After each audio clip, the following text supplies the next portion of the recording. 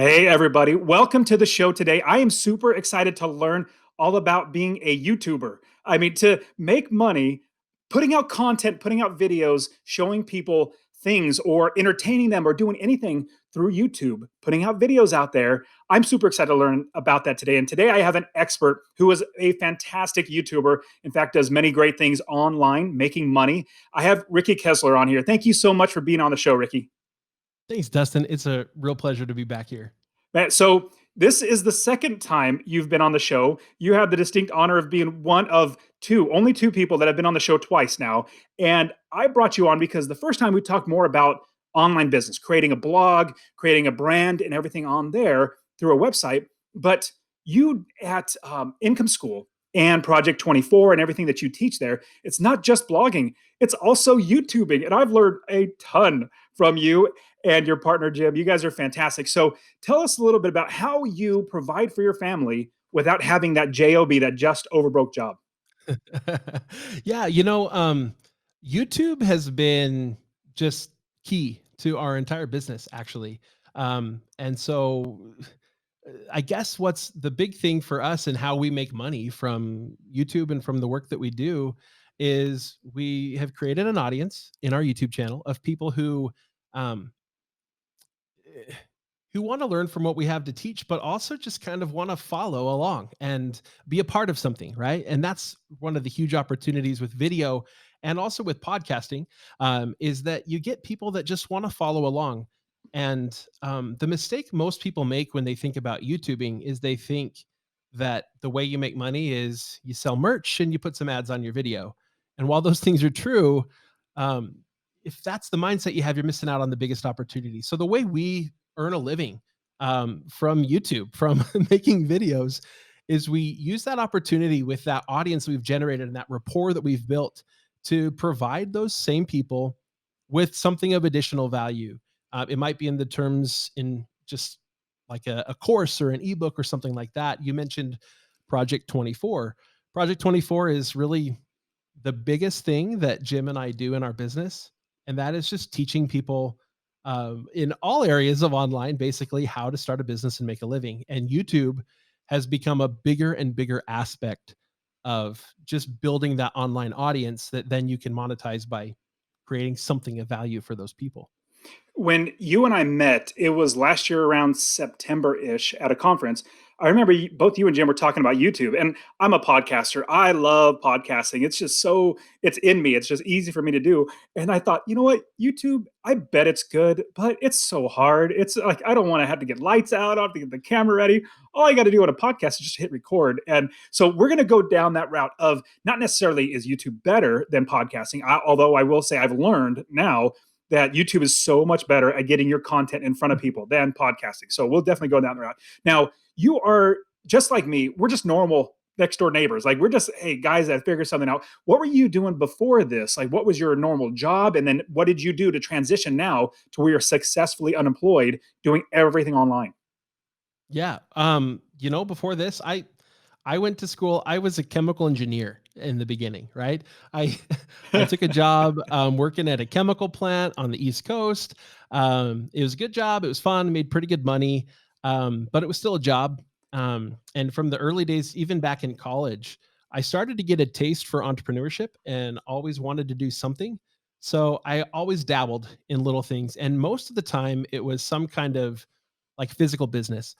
Some friends and I opened a little paintball rental business where we'd go out and host parties and stuff, um, all sorts of things like that. And then I went to business school. I earned an MBA, and I transitioned with that company into a marketing job. Got laid off, something that Oh happens to man. people that have a job, right? Yep. Um, got laid off. I took that. I tried to see it as the opportunity it was, used as a chance to move back to Idaho, which is where I wanted to be. Took a job working for a computer company, doing something totally different, project management, agile style project management, web development kind of stuff.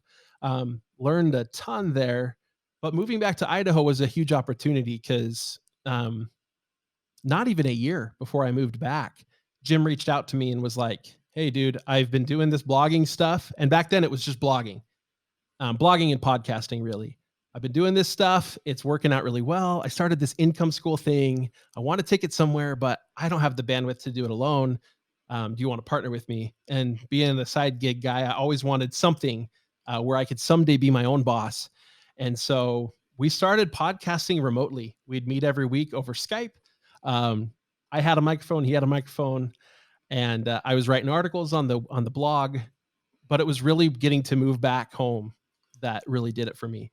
And so we spent the next 2 years just working together once or twice a week was all, just working on some piece of content. And it was in that time that we stumbled on YouTube. We started making some videos for our channel. We put out the first kind of iteration of our course. And in our course, we had a survey when people signed up, and we asked them where they heard about us.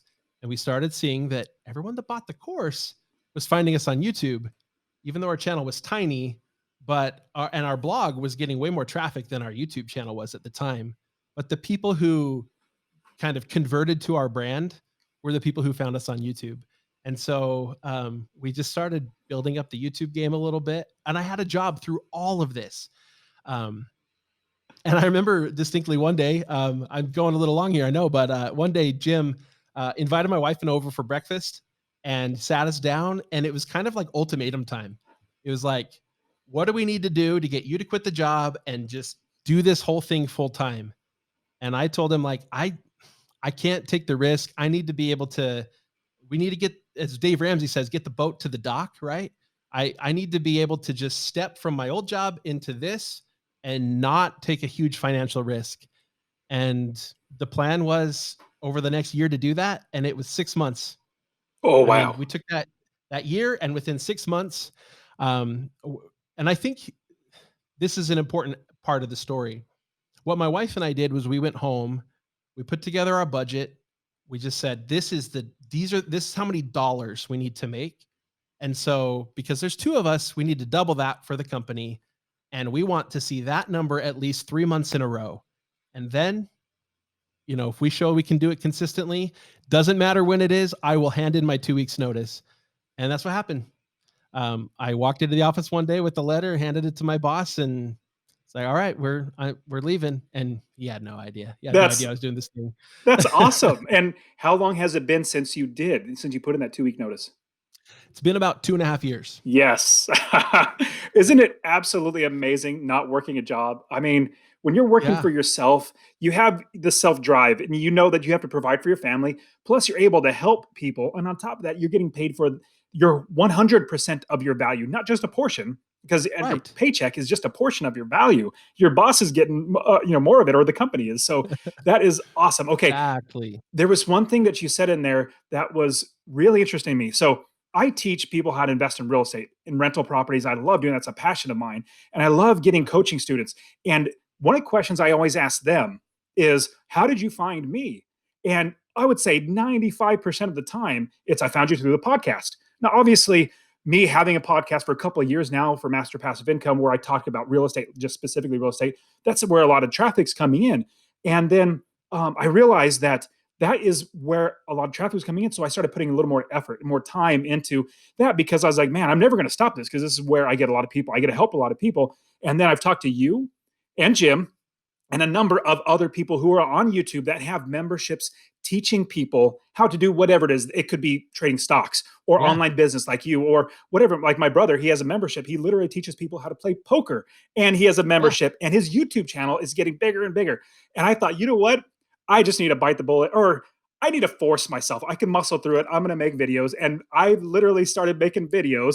And so I was like, you know who I need to talk to? We need to have on the show again. I need to get Ricky on the show to talk about YouTube. So That's right. with YouTube, if we would you say it's wise? Let's start getting into diving into YouTube. Would you say it's wise to just have a YouTube channel, or should we have a website? Should we have a podcast? Should we have a YouTube channel? Where should we start in all of this ball of wax of having an online business? If I were talking to my brother today and saying exactly where to start, I would go down the YouTube path first. Um, it's it's the quickest place to build an audience, frankly. Um, the difficulty with a podcast, I think today, especially, it used to be a little easier, but today there's not a great discovery engine for podcasts. You probably see this all the time. I mean, people aren't just browsing the iTunes store anymore looking for the new and noteworthy and picking a new podcast. I think that's something that we as podcasters should fix. I think that there should be we ought to have some sort of new thing out there that helps people discover new podcasts that they would really like. Maybe it's kind of the Pandora Netflix style, right? That Yeah. recommends things. Anyway, that's a big problem. YouTube, that's not the case. YouTube is a discovery engine. On a website, Google is a discovery engine. And YouTube, it's a little bit easier to build enough credibility with YouTube to get your content in front of people than it is to build that credibility with Google and to get a new blog rolling. And you're talking about Having to SEO, or do search engine Yeah, optimization, with Google. SEO, Got it. exactly. Exactly. Relying on Google to get your content out in front of people, it's just a longer game. A very long Whereas game. with I mean, YouTube, you have yeah, to, yeah, you have to write an article and sit and wait and wait yeah, and wait and wait for Google to finally say, hey, let's send this to somebody to hear. And if they don't like it, we're not going to continue showing this to other people. It's what you have exactly. with YouTube. You have constant of like videos just popping up. Like you have, if you have 8 videos out there, every single one of those 8 can either be searched or in their feed or their dashboard or homepage or whatever that just lists out. I'm not a Yep, YouTube consumer. I just never understood that. And when you and Jim both said that, and I started hearing other YouTubers say that, I thought, because my only thought was, well, if somebody types in how to invest in real estate, then that's searching. I just thought it was just that, just a search right. engine. It's so much more than that because you have just a feed. If you just Exactly. go on YouTube, you're going to see videos from every single spot that YouTube thinks, hey, you might like this. And YouTube and Google, obviously, same company, they are very good at their business, and their business is putting the right content in front of the right person at the right time. And so if you have that content, Right. they really dive into you. So if you, and I really thoroughly appreciate this. I should have heard this. And for everybody listening, I'm all on board with YouTube, like 100% on board with YouTube. Everything for Master Passive Income, I'm putting out 3 videos a week because I was told by a YouTuber friend. He has 30,000 subscribers, and he was solely building on YouTube. He said, what you got to do is do 3 videos a week, good quality videos, obviously not like professional and everything, but good content. And then once you get to Right. 100 videos that you're doing 3 a week, then you start really getting some traction. I'm like, oh my goodness, that's a lot of work. Okay, so Yeah. let's go into your, like if you're telling somebody it's brand new, just like your brother, starting a Uh-huh. YouTube site. How do we know what we should YouTube about? Like, I like playing video games. Should I just do video games on YouTube, or is there a criteria? How do we know that? Because we'll definitely talk about the money and how we make monetize it. Right. But how do we know what we should go after and what we should show and create video and content for? Yeah, I think one of the big things is we want to establish that there is some sort of an audience on YouTube for this. And so oftentimes what we'll kind of look for, I mean, and this is kind of a trial and error process for us, but what we'll do is we'll go onto YouTube, we'll go in the search, maybe there's a topic in general. And if you start too high level, everything's going to look competitive. If you say like how to invest in real estate, you're going to find a bunch of channels. That's what they're going to cover. But if you dive down into a little bit more specific questions, we often look for those search topics where we find a video that's got a lot of views. Depending on the age of the video, that might mean 30, 40, 50,000, 200,000. But we'll find a video with a high number of views on a channel with a low number of subscribers. So if you get a channel with 2,000 subscribers that's a year old that has a video with 100,000 views on it, people found that because they were looking for it, right? That channel doesn't have a ton of subscribers. They probably don't have a bunch of content that flew off the shelves like that.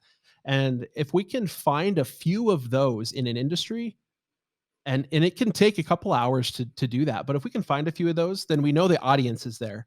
Um, Another aspect of this then is, what can I do with this audience? So there's a big following of people watching video game YouTubers and on Twitch and stuff like that, where people are playing video games and other people are watching it. But as far as like how to make money from that, that is pure entertainment. I'm watching that to watch it. The best I can do is display some ads and maybe sell a t-shirt, or a hat. We're talking about merch and and that's about it, right? And so what we usually do is we try to find a topic where we can show some sort of mix of information and entertainment. The pure entertainment route is it's tough to monetize. You get these channels with just millions of subscribers, and maybe they'll get a sponsor that'll pay a bunch of money for them to sponsor a video or whatever. But if there's not, I mean, if it doesn't relate, right? It's like, who's going to sponsor a video about video games except maybe, I don't know, maybe there's guys out there that are doing it. Maybe some of these video game companies, maybe Activision Blizzard, right, wants to go sponsor someone to go play Call of Duty.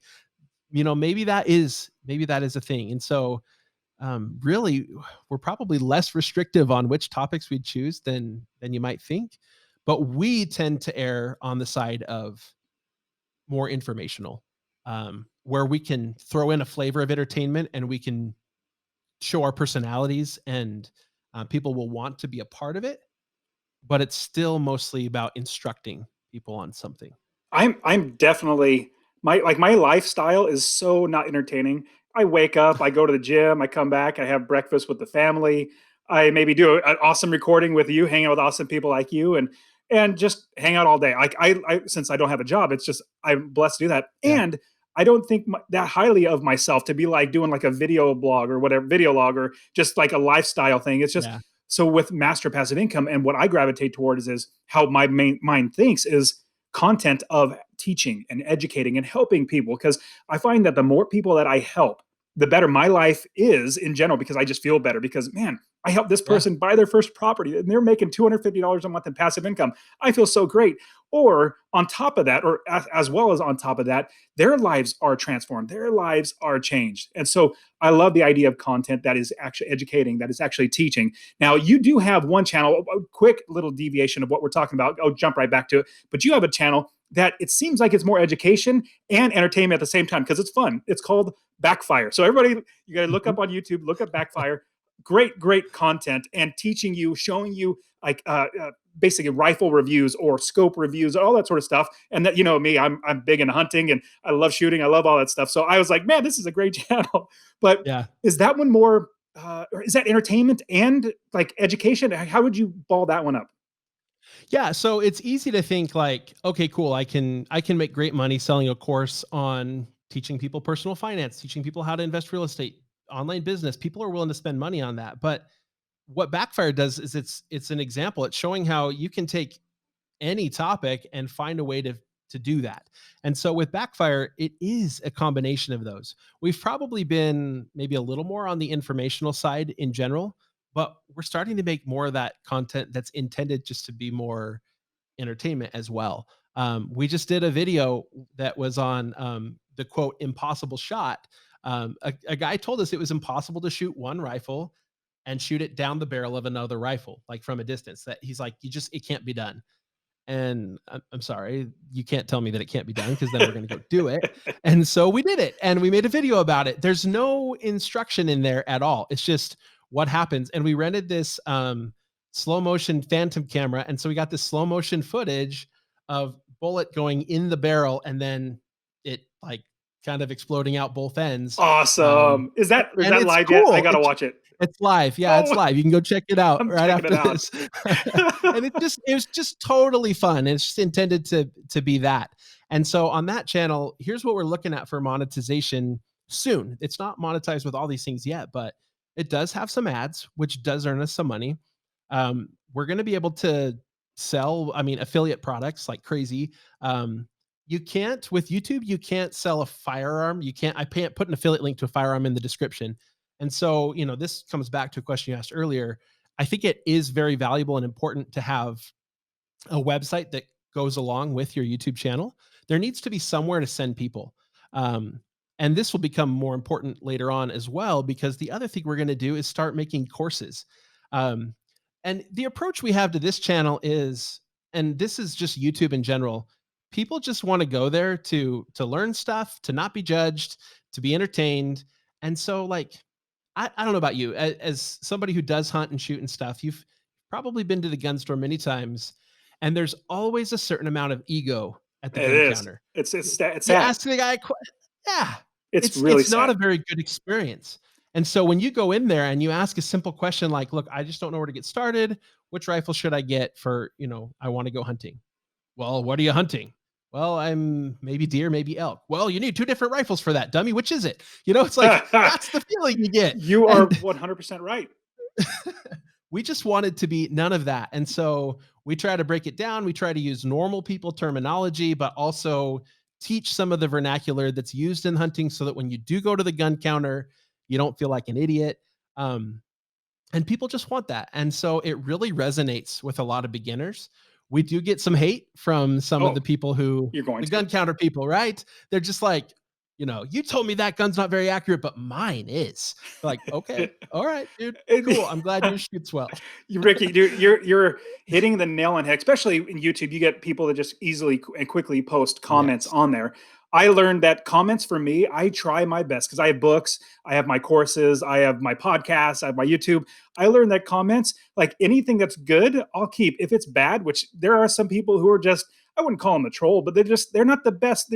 They're not very nice, and they want to Yep. make sure that you understand that they are smarter than you. And I completely just say thank you very much and move on. Like I try my best not to let Yep. that get internalized because it'll try to derail you. And if I would have, so I wrote my book, How to Quit Your Job with Rental Properties, and I published it before I really started coaching or anything like that. I got some people saying, "Oh, this is bad advice," and blah blah blah. Well, if I would have stopped then because I got some, Yeah. criticism, I would not be where I'm at now, where I have hundreds of students investing and just so like they say, I praise God every single day for you because you've helped me to change my life with these properties. I'm like, man, if I would have stopped with Exactly. that one comment or 5 comments, I would not be helping these people out. So I love it. I love it. So Yep. as you're building up, let's shift a little bit back to as we're building a channel. Now, one thought is the idea of is there a market for it? Or are people really looking for this type of topic? That is one. A lot of people kind of think, well, I have this weird one. Like I like stacking rocks for some reason in a certain way, and maybe people might want to watch that. I don't know. That could be. I just literally just made that up right now. But the other thought is because we want to make sure that people want to watch that. The other thought is, which I get all the time, is well, there's so many people in that space already doing it now. And I said, hey, how many people do you think teach real estate? Like thousands and thousands and thousands. And I jumped in there and I'm doing okay. So even if you think the market is saturated, you're still going to be fine. The way you say it is different than the way that I say it or anybody else. And what turns somebody off from me they might like the way you do it. So if it's big or small, we just need to understand what type of market it is and actually start going after that. So now, That's yeah. go ahead. No, go ahead. You're fine. Well, I was going to ask a question with what are your thoughts about yeah, we if we have the market, we know what we're going to go after. Big, small, whatever. We know we're going to start going after. It's not so small where nobody's going to watch it, but it's not, we're not worried about it being too big because we can have our own voice. Once we realize, let's say I want to start doing a barbecue, channel. I love barbecuing and I love cooking meat and I want to start a barbecue channel. What is the next step? Like what? Okay, I know I want to do this. Do we go out and buy this $8,000 camera? Do we hire editors? Like, what do we need to do to get that channel going? Yeah, great question. And stepping one step back to the competition, um, we've been in the blogging game for a long time. We start new blogs every year, and YouTube is so much less competitive than the broader web. YouTube's still like the Wild West. I mean, and there's still so much room for everybody. So just if you have that like doubt in your head right now, just know you can throw it away. It pretty much doesn't matter what industry you want to get into. There's a niche for you in on YouTube. Love it. No, so back to your question, like where do we get started? If in fact I have my mom and sister started this quilt shop. I've talked about it a few times briefly on our channel a little bit as an example, but what they've started doing is teaching. They teach in-person classes, and with COVID-19 going on, they've moved to online, and they're just doing these through like Facebook Lives. They're like, we want to step up our game. What equipment do we need to buy? And this is what I told them. I'm like, forget cameras. Like cameras are great, but they're expensive. Go get a light and a microphone. If you have a cell phone with a camera on it, Exactly. exactly. That's exactly right. Jim and I, 2 years ago almost now, We went and bought the brand new iPhone 10 because it had an amazing camera on it, and it does. It's amazing, and we use this thing for B-roll all the time. I've made whole YouTube videos on this camera dozens of times. We started out our YouTube channel, the Income School YouTube channel.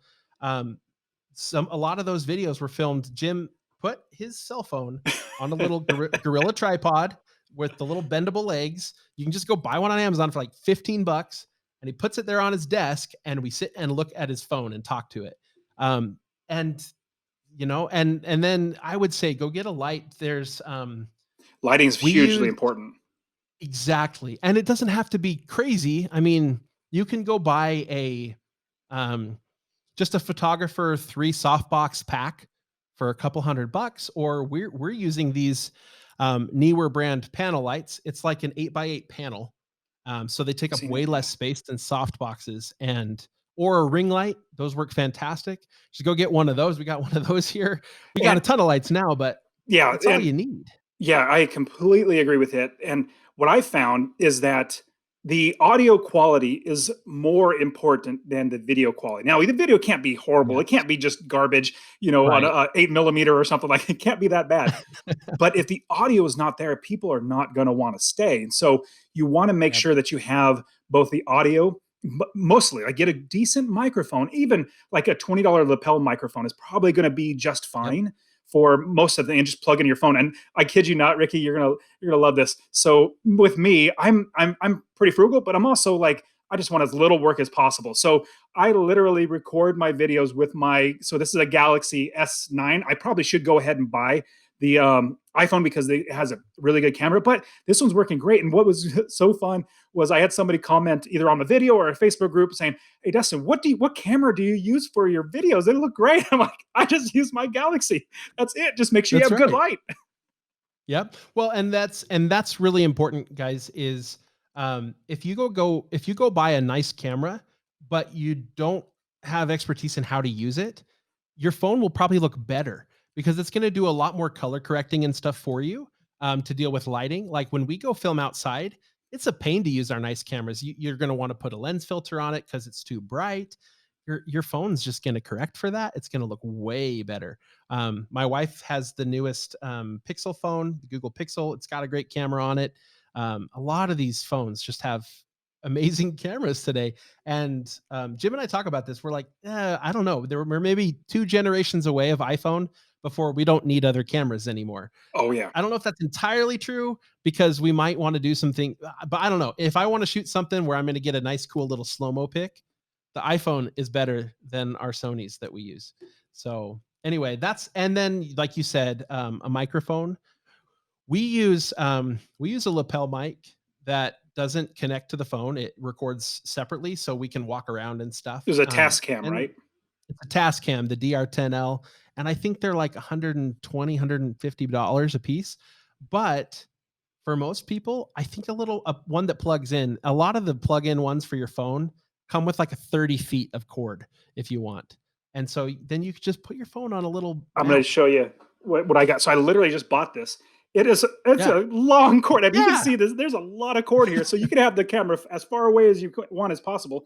And this is what I Exactly. recorded. So you have the little lapel mic, and it works just fine. If you guys can see it, it works great, and Yeah. the quality sounds great. And also, what I do, so since I podcast, I have this really I Yeah. love this microphone. It's a Rode Podcaster mic. It works really Yep. well. The quality is a little more deeper, but it's for more podcasts. But you also need to have it really close to you, relatively close. But Yeah. yeah, you definitely want audio. You definitely want the lighting. If you don't have good lighting, it's not going to look that great. And what was funny, Yep. so there's a friend of mine, you might have met him at the conference we were at, but he was telling me because he's big into video and audio. He loves, he's techie. He loves all that stuff. And I said, hey, I want to shoot this video where I'm literally destroying my diploma. So my diploma, it's literally in Boston wood. I'm going to blow it up. Like I'm going to shoot it. I'm going to blow it because I am never going to Nice. need that again. And I said, so what should I get buy a great DSLR? Should I go rent some cameras? So dude, just get your phone out. And that's going to be so much Yeah. better because outdoors in lighting, you want the big, Yep. pick the right time of day with the better lighting, like at 5 p.m., stuff like that. Sure. And he just said, your phone is great. So we have now we know what phone would be great to use. We definitely want a somewhat of Yep. a decent microphone. We need lighting. Now, what we'll get to scheduling and how often we should post, but what should we think about like how should we plan out what we should post on our channel? Let's say it's a smoking channel, like smoker, like smoking meat and Yep. ribs and all that sort of stuff. How should we plan out what content that we should put out there?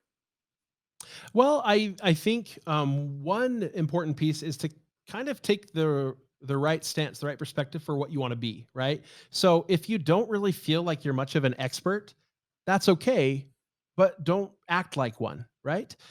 You go out there and you say, I just bought this smoker.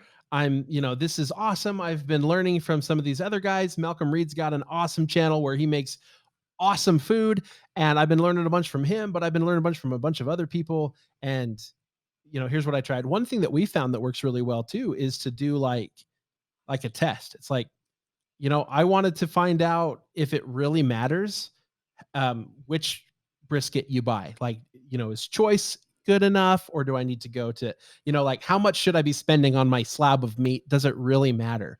And so what do? You go buy one of each. It's going to cost you $200. And, and maybe you can't do that right now. Maybe you need to start a little smaller. And it's like, does it matter if I buy, choice versus select versus whatever of steaks, right? That's a lot less expensive than briskets. But run the test yourself. Now you have it's like primary research, right? You're the person who came up with the answer.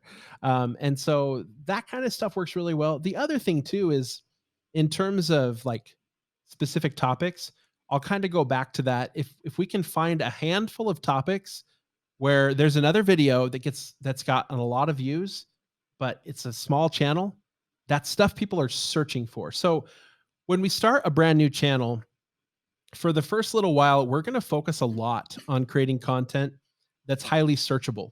The stuff people will type into YouTube, to the YouTube search bar. Is that so? Once, I definitely want to jump into that because yeah, that's huge. There's okay, so much in there, but hold I pause know. or hold your thought of where you're going to go because I don't want you to lose that. Is that Yep, the same as SEO search, like for Google? Is that this like you find a good keyword in Google because that's a whole nother ball of wax? But let's say in right. Google keyword search, you found a great one that low competition, high, a lot of people searching for it. Great, let's go ahead and create a video for that. Is that the same thing or is it totally different? It's actually fairly similar in that stage. So for a brand new channel, I want the stuff that people are likely to type into a search bar. And so it's very, very much like finding the right keywords, finding the right topics for blog posts, for SEO. It works very, very much the same actually. Except just because something would do well in a blog post doesn't mean it'll do well on a video. And so I definitely would not rely on a tool that's designed for blogging or that's designed for web SEO. I would go actually just look on YouTube for topics where, where there is some existing content that's had some views. So you can tell that people are looking for this. So there's no Um, special tool. It's just literally go to YouTube and start typing like what is a brisket or something like that. Is that what you're thinking? Pretty much. And in fact, if you just start typing in something like that in the Google search bar, or in the YouTube search bar, just like on Google, it will auto suggest stuff for you. And so if you start with kind of what's the primary search? Like, I want to do something with smoking a brisket. And so you can use some of those, like if you put in an asterisk, it's telling YouTube, fill in the blank. There's another word here, but I don't know what it is. And you just start typing in questions like, um, how much asterisk brisket, and then see what Google or what YouTube gives you. Um, if YouTube provides it as an auto suggest, it's because they think that's what you might be searching. And the only reason they would think that is if other people are searching for it too. And so it's a great tool. We even use that for blogging as well. We don't usually rely on the keyword tools um, because the data set they rely on is so small relative to the entirety of the internet. And so we let Google tell us by auto suggesting things for us. Something like quickly to touch on like TubeBuddy. TubeBuddy is a program that you can pay money to be in. Would you suggest that, or just say you're fine if you want to spend the money? It's like $100 or $200 or whatever it is. Would it be fine to not just do exactly what you're saying, or would it be smart to actually invest in something like that? You know, um, I can see value in some of the tools like TubeBuddy and stuff. We've kind of played around with it a little bit, but that is not been it hasn't been the deciding factor for any video we've ever made. and we're doing very well on YouTube. So what I would suggest for most people is don't get too hung up on what the tools tell you. The tools all rely on incomplete data sets. They're all relying on like clickstream type data, which is a small percentage of web traffic. And so because of that, we've had misleading results several times from these kinds of tools. I think all of the tools have aspects of the tool that are really good. So, in the blogging world, Ahrefs has some phenomenal features. TubeBuddy has some really good features. But if you're starting out a channel, I probably wouldn't spend the money on it today. For most people who are trying to quit their job and do YouTube, they don't want to spend a bunch of money. And It'd be I think better it's to invest in a microphone and a light. Those are, I would much yes, rather see somebody invest in those. I'm with you on that one for sure. Cool. Okay. So keep going with what your original thought.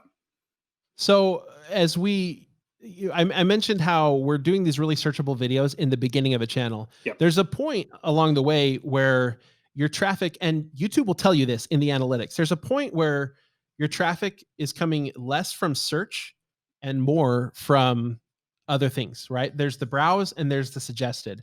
Browse means it's the YouTube homepage. Somebody goes onto YouTube and it's one of the videos that if it's they're scrolling through YouTube, it is there. Suggested is they're watching a video and it shows up in the sidebar or down below as a suggested video based on the other stuff you're watching. So I'm watching a video, YouTube's going to suggest other things that are similar. The browse is just, hey, you've watched these kind of videos before, so we think you might like this. So let me pause you right there and say Uh-huh. that is so amazing. You will not get that with writing an article for a blog. You will not get that on a podcast. Podcasts are not going to say, Nope. you watched or listen to this, you might like this. This is what I was Right. just mind blown when I realized I've been stupid. I should have just went for YouTube because they literally do this. They say, this is great. Check this one out too. And it could be yours. That's exactly what YouTube does. And that's why we find it as, and you're right, blogs don't do this. You don't read one blog and it says, hey, you read this blog, you might like these other ones. Nobody's doing that, right? But on YouTube, that is exactly how it works. Because I think it's important that we understand what the goal is of Google, of YouTube, of whoever. In YouTube's case, their goal is to get people to keep watching videos. The longer they watch videos, the more ads they get to see, the more money YouTube makes. That's just the way it works. So watch time is key for them. And so if somebody, watches one of your videos and every time they watch it, they always want to watch another video, they're going to promote that first video a lot because they clicked through to another one too. And so their watch time is longer. So I think it's important to understand the motivations behind them. So once we hit that point where our traffic source is less from search and more from the others combined, right? So browse plus suggested becomes more than search. Then we start focusing our videos to be a little bit less about the search and a little bit more on the interest side. So, the topics, the headlines, at this point, we're maybe even a little less sophisticated about which topics we choose. And we just try to create content that we think the audience we've cultivated will like. And so that's where we can make this video. Nobody's searching for what happens when you shoot one gun with another gun. Like nobody's searching that in the YouTube search bar. But because we're getting more traffic from those browse and suggested features than from search, that video still does really well. People still watch it because it's just going to pop up in their feed. That's awesome. No, I completely agree with that. And that was what really turned me around to realizing I've just been just so narrow-minded or just thinking it's too much work when it's actually not. Like I literally just get my Yeah. phone, get one of the little tripod that squeezes the camera and you put it Uh-huh. right there and just turn on this little light and all of a sudden just hit record and then make videos. So now that if we hit that, I think you call it like an inversion or something like it Yeah. switches where instead of Yeah. It's just the source inversion, right? source It inversion. inverts, it flips from one source of traffic to another. And you touched on something that I definitely want to touch on. And we're going to talk in just a minute about scheduling and how often we should post. But because you talked about it, I definitely want to bring it up. You talk about something like a spoke on a wheel, or basically, I think maybe like a wagon wheel or something. Talk to us about that, Uh-huh. because you said something that was Yeah. really key. People might have just kind of glossed over or not really understood what you meant. But if YouTube says, hey, this person watched this video and then they watched this video after it all the time, they're going to obviously promote the first one and or the second one. Like they say, these work really well together. Let's keep promoting that to everybody else. So talk to us a little Right. bit about that. So what we like to do is it's kind of we call it like a wagon wheel strategy where there's hubs and there's spokes, right? And all the spokes connect to a hub for a wheel. And so what we'll do is maybe we'll find an area where there's an opportunity, maybe even for monetization. On the Income School YouTube channel, we filmed a webinar style YouTube video. We always call them webinars internally, but it's really not because it's not live, right? It's just this webinar style video where we that's the video where we push our course, where we push Project 24. The rest of the time, we don't really have to talk about it that much. We'll kind of mention it here and there. We're like, oh well, if you're in Project 24, there's a course here for you, but and we'll kind of tease it like that, but we don't have to do a hard sell all the time. But then what we'll do is we'll make other videos that are tangentially related on more specific topics, and those videos point people over to that webinar. So at some point in a video you'll say, but to learn more about this, we have a full in-depth webinar for you. Just it's right here on YouTube. You don't have to sign up for it, just go watch it. And boom, some people go watch it, and YouTube likes that. We've done the same thing with our shooting channel, right? We'll go do reviews of we just did it was 8 hunting rifles for under $750. There's a video for each one that goes into detail on some testing on each one, but then there's one video where we kind of put them all up against each other and give them a grade and stuff and help you decide which one to buy. Well, if you're watching one of the individual reviews and then in that review we say, but if you want to see how this compares to these other 7, go watch this other video. You have to go watch the other You video. do. You I did. don't even have a choice. I Yeah, literally clicked exactly. on it. I watched both. Exactly. So now you have these other 8 videos that are also all sources of traffic for that one video. YouTube likes that they watch more, so YouTube promotes all of them. And in the end, you have this one video that is a great opportunity for monetization in many cases. Not always, but it can also just be a great way to build up a channel and just invite people to subscribe to just so that you can build up that channel to monetize later. Yeah, and you're 100% right, and you really need to grab this, that YouTube wants people to stay on YouTube, and if you can create content that gets people continually watching what you're putting out, they're gonna say, "Hey, let's keep promoting these guys. We're making money. We're getting rich off of this one guy That's who's right. creating content for us." So, you wanna be thinking about that. How can we make sure that somebody stays watching and doesn't get bored? Because I used to create videos because I had no clue what I was doing. I would just be like, "Hey guys, so today we're gonna be." Just not good. It's not direct and to the point, because people are so fast to Right. hit that back button, which is not good in YouTube's eyes. And so you want to get right to the point. There's certain key things that you actually want to do to grab attention. Things like jump right into this is what we're talking about, like whatever the title is. I'm literally saying Yep. that on the video, so you're not going to lose attention. So now that's a whole nother thing about what we should put into the video, which I don't want to go down right now. What I want to talk about is Yeah. schedule. Like, how often should we post? Because if we're posting once a month, that's only 12 videos, which I know I'm going to try to get to 100 videos as fast as possible, because it's just going to be not sharing, but like search, and everything is going to be kind of like grabbing each other and helping each other, all the videos out. It should be once a week. Should it be once a month? What are your thoughts about scheduling Yeah. out videos, and do we need to, on top of that, make sure that one leads into the other, or can they be completely separate? Great question. So, for what we teach, the methodology we teach, and for the types of channels we tend to create, we volume is key.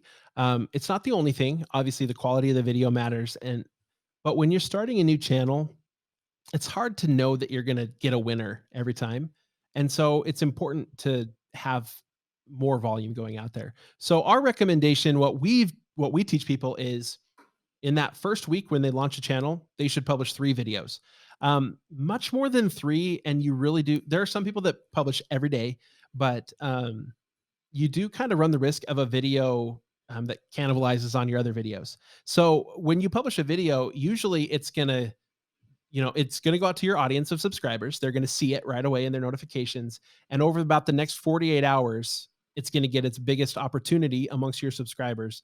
And then it'll kind of taper off into a steady state of just normal viewers seeing it. And so those first 48 hours are important. If you publish another video only 24 hours later, well, the people that are your subscribers that might have watched that first video, you already have another one for them. And so some of them aren't going to come watch it. And that can, how your video does with your own audience is oftentimes an important indicator to YouTube of which ones they should push out. So 3 times in a week is pretty good, but it's also a lot for a lot of people, especially if you're still working at Still that working a job, job, right? yeah. Exactly. And so our recommendation is generally do 2 a week, until you hit either at least 1,000 subscribers or that source inversion. At that point, once we have enough content out there that, you know, our channel feels like it has a lot. Like if somebody watches a video and they liked it, they need other videos to go to. So once we hit about that point, we're okay with reevaluating and going to more like 1 to 1.5 videos a week. The half being, we really like that one video going out every week at the same day, same time. That extra video being kind of like a bonus that comes out once or twice a month. That's generally what we do with our channels because it's a manageable schedule. On the other hand, there are some people who have channels where every video is a winner, and they have, like Mark Rober has gotten away with 1 video a month since he started his channel. That's what he publishes. He publishes 1 video a month. What is he? But I've the never heard of guy, him. you haven't heard of Mark Rober? He's a mechanical engineer, worked for NASA, and then he started making YouTube videos. And the one that went viral that started his whole kind of fame, and he's at over 10 million subscribers now. Ooh. But it was a glitter bomb. And so it was for people that come around at Christmas time and steal your I Amazon watched packages. that. Yes. Okay. Now I know. You've seen it. Yeah. See, that's who Mark Rober is. You've seen that video. That video went all over the place. And because of that, his channel launched to success, and he puts out 1 video of that quality. I That mean, he quality, usually yes. engineered something. There's another, we've got a friend, his name is Jared Owen. He does 3D animations. And so he's got a video where he visually, it's computer animated, but he disassembles a Rubik's Cube and shows you how it works. He does those kinds of videos. He's done tour of like Star Trek ships, like tours, visual tours. So he animates these things and he puts out 1 a month. And I'm going to say it wrong. I want to say he's at like 2 million subscribers. I mean, the guy's killing it in terms of just views on his channel, and he puts out 1 a month. But he puts a whole month. I mean, this is now his full-time But job. that He's quality working for is so himself. much more than your cell phone and a little lapel Exactly. microphone. So, Right. It's a different game. And so there's that sort of level. And the problem with going that route for most people starting out is you can't guarantee success. The path we're teaching, with a little bit more volume, you have more opportunities, right? You get 52 to 104 chances per year to have something take off. And it usually takes 1 or 2 videos. In fact, our channel, Income School, it was kind of 2 videos early on that drove our subscribers. And that's usually all it takes, but you just don't know which ones it's going to be. so let's say the okay, it seems like 2 videos a week is somewhat doable, or 1.5, like you're saying. It's somewhat doable if you're using your phone, if you have good content, you have a microphone, you have a light, you're putting that stuff out. Now, the type of content that I've been putting out for Master Passive Income is what is a land contract? Because people search for that. Like, what is a land contract? And I literally explain this is what it is, this is how you use it. It really doesn't seem like that's going to go viral at all. Like the glitter Right. bomb, that would go viral. Things like that. Should we focus on, like, if we're delivering content that's educating, helping people to realize whatever it might be? For me, it'd be real estate. For you, be teaching people how to do business online. Should we focus on just putting out good content that is education, or should we at all ever think of, let's put out, like, let's try to put a whole bunch of effort into creating one of these glitter bomb type ones that hopefully could go viral? But then again, I don't know how it can go viral teaching somebody how to invest in real estate. But what are your thoughts? Yeah, I think trying to figure out how to make something go viral, to make a viral video, there's too many factors. There just are, and we've tried it a handful of times, and you just don't know. And so I usually wouldn't recommend that. But along those lines, one thing I do think is important is once your channel's fairly established, you have a good subscriber base, even after you're at about 10,000 subscribers, um, you start to get to a point where like how your video performs with those subscribers really does dictate how far YouTube pushes that video. And so if you make a video that's only relevant to 5% of your subscribers, then that video's probably dead in the water.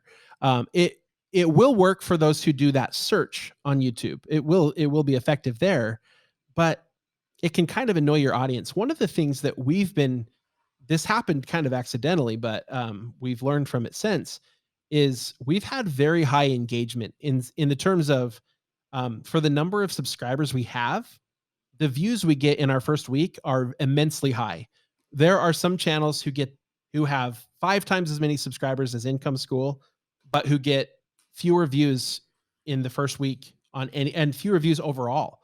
You can actually look at everybody's channel and see how many views they have on every video, and you might be surprised if you go look at our channel versus others in our industry. We get a ton of views with a smaller channel.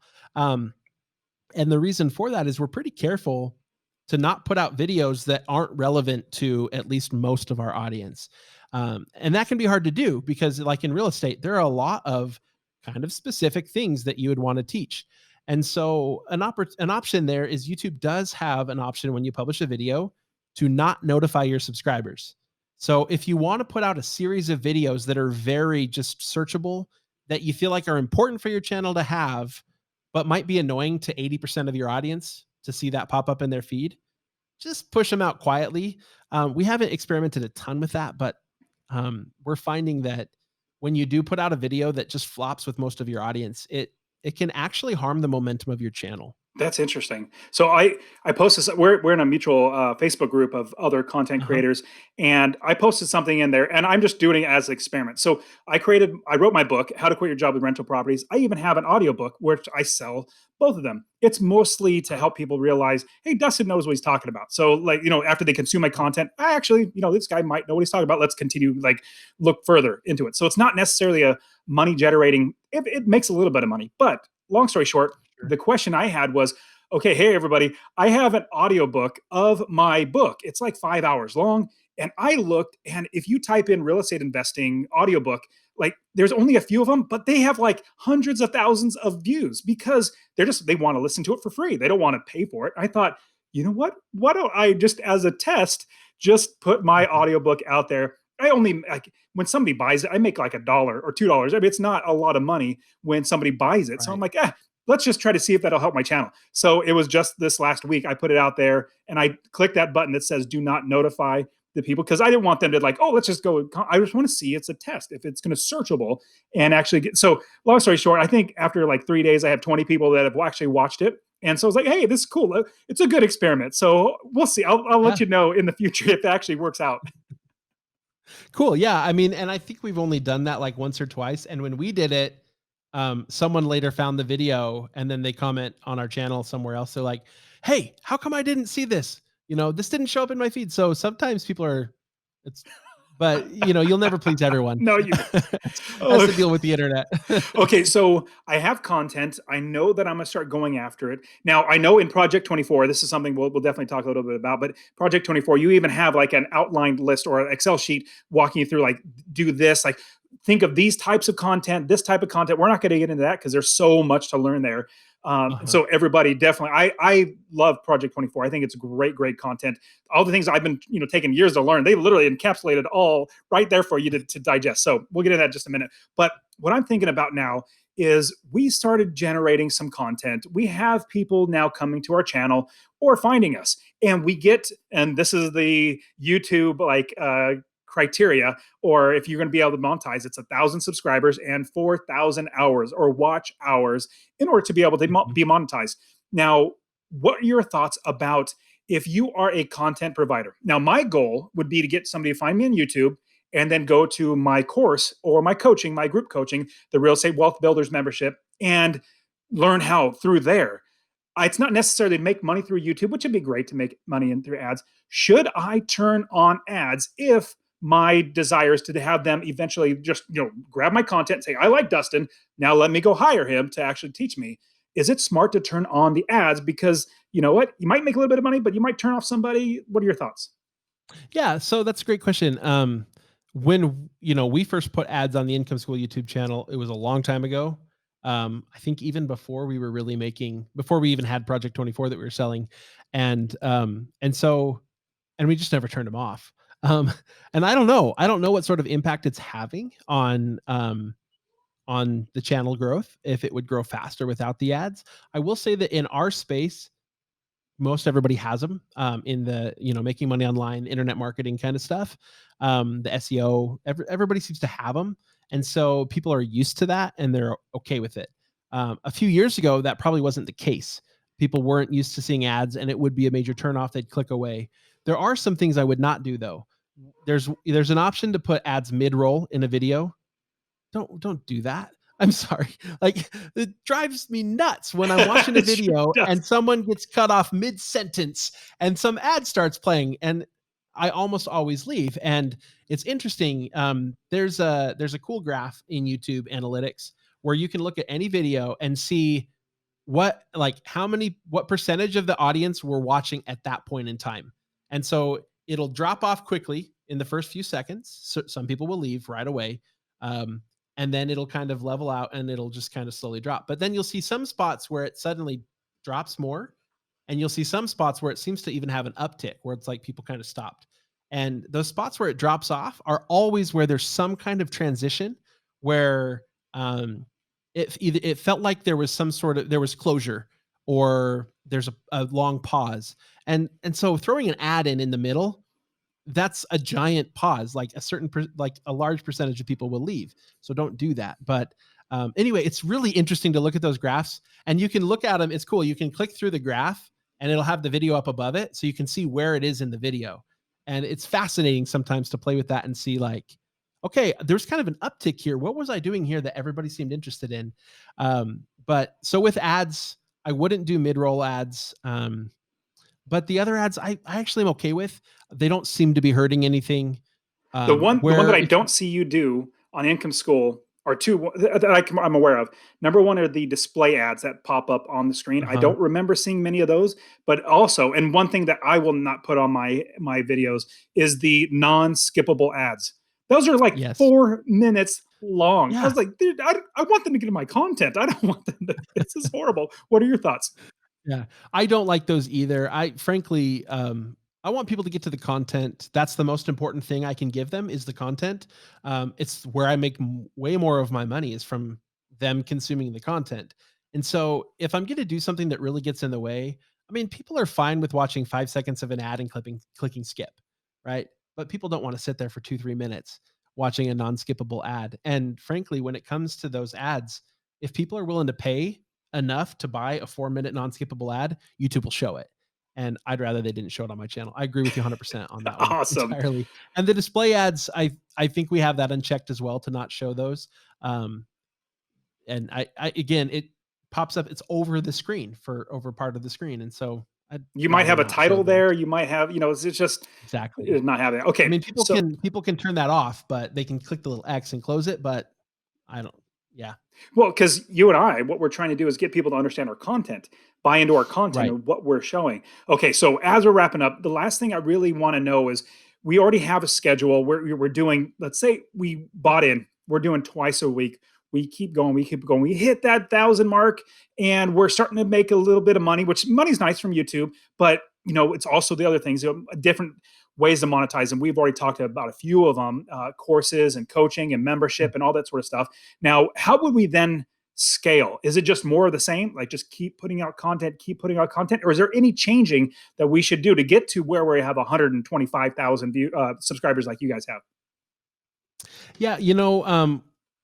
I was thinking, as you asked the question, I was thinking about the course and scaling that. But in terms of, and that's kind of another thing as well, like scaling our monetization is important. So I'll hit on both. Yeah. Um, when you start off, like before I put the time and attention into creating a course, it's almost better to sell some sort of coaching or consulting.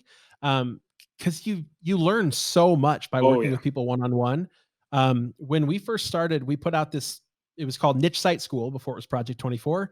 It was kind of the 60 steps for blogging specifically. And it came with a consulting piece. People filled out a survey, asked their questions, and then Jim or I would record a 15-minute audio file for them, and they'd be on their way. And then they got like 60 days of email support. Doing that for like a year, we got we found which questions we were going to be asked over and over and over again. And then we built them into Project 24.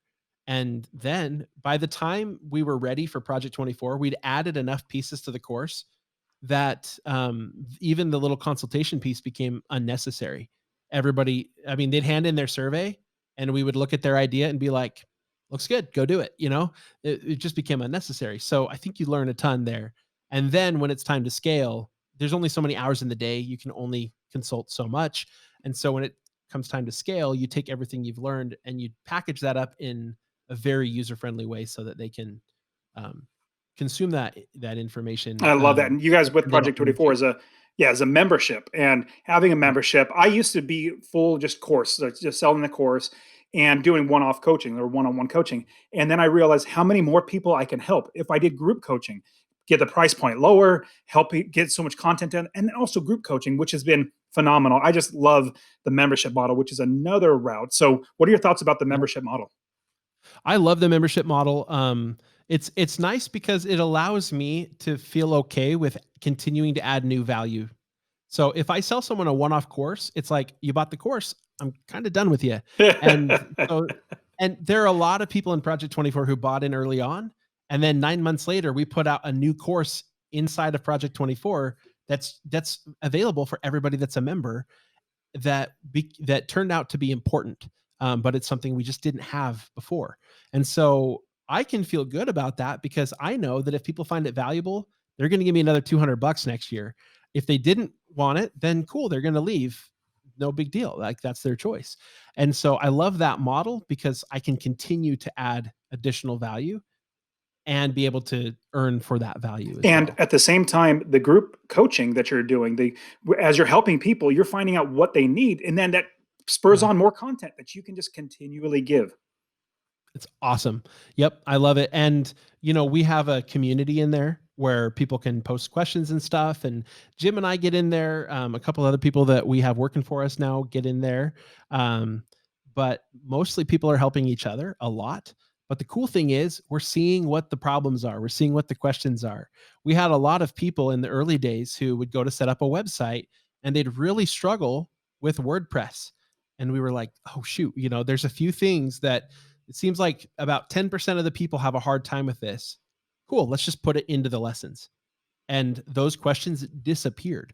And so it's been really neat. We get that kind of two-way communication going. That's great. Okay, talk to us about YouTube and scaling it to where we get to Yeah. 125,000 subscribers like you have.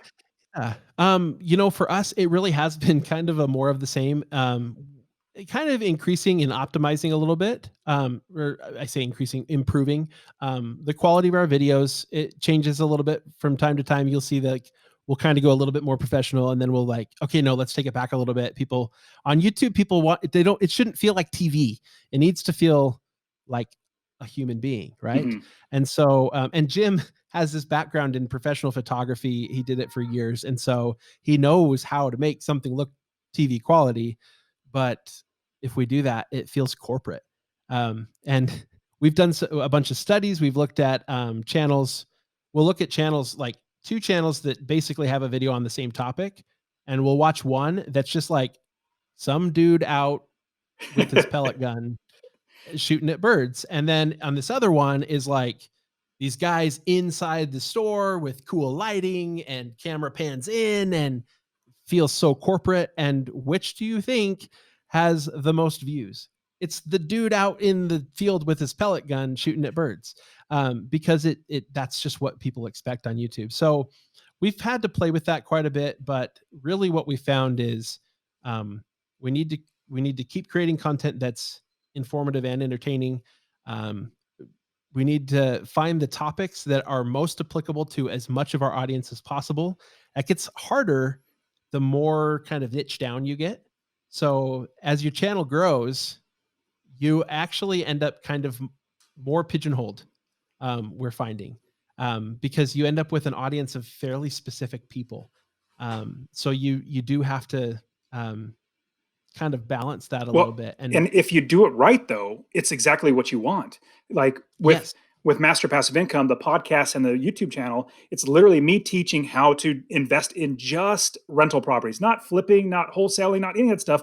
I don't want to do any right, of that stuff. That's too much work. I want easy. And so I do rental properties.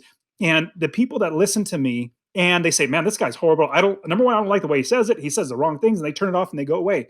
They self weed themselves out, and I'm not going to that's waste true. their time anymore. They're not going to waste my time. But the people that stay, they're like, hey, I like the way this dude says it. Let me go ahead and work with him. So it's if you do it Yeah. right, you're going to self weed, or they're going to self weed themselves out. And you're going to have a great audience that says, I really like what Ricky's saying. Let me go ahead and work with him.